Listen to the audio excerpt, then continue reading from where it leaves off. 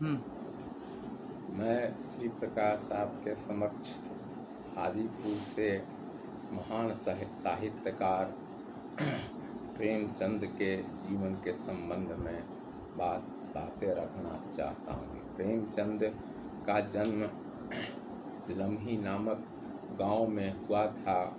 वे एक साधारण परिवार में उनका जन्म हुआ था। उनके पिता पोस्ट ऑफिस में कार्य करते थे।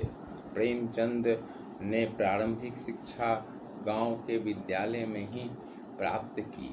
उनका जीवन ग्रामीण परिवेश में व्यतीत हुआ। प्रेमचंद का ब्याह बहुत ही कम उम्र में कर दिया गया, लेकिन जिससे उनका ब्याह हुआ वह कुरूप के साथ ही कुरूप चरित्र की भी महिला थी, जिसके कारण प्रेमचंद ने से आगे चल कर के तलाक दे दिया और दूसरा विवाह उन्होंने किया।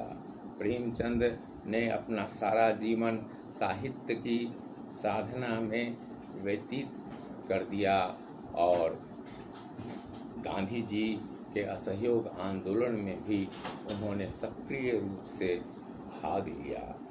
उन्होंने दलित, उत्पीड़ित और समाज के सबसे कमजोर तबके की भावना को मुखरित किया। उनके साहित्य में समाज के सबसे कमजोर वर्ग और दलित वर्ग की स्थितियों को उजागर किया गया है।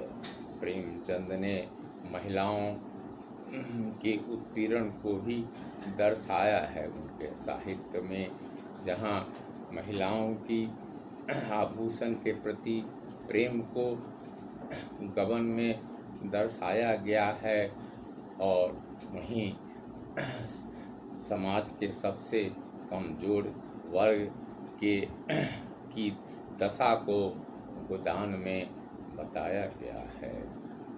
प्रेमचंद ने अपना पूरा जीवन साहित्य साधना में व्यतीत कर दिया और जब तक जीवित रहे साहित्य की साधना में ही लगे रहे। आर्थिक अभाव के कारण उन्होंने बहुत सारे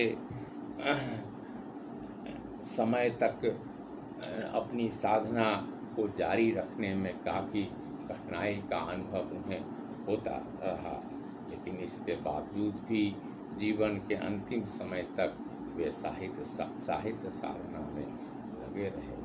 फिल्म क्षेत्र में भी अपने साहित्यिक विचारों के आधार पर फिल्म की रचना का निर्माण का उन्होंने प्रयास किया और इस सिलसिले में उन्होंने मुंबई की यात्रा भी की। उनके साहित्य के आधार पर गबन और गोदान नामक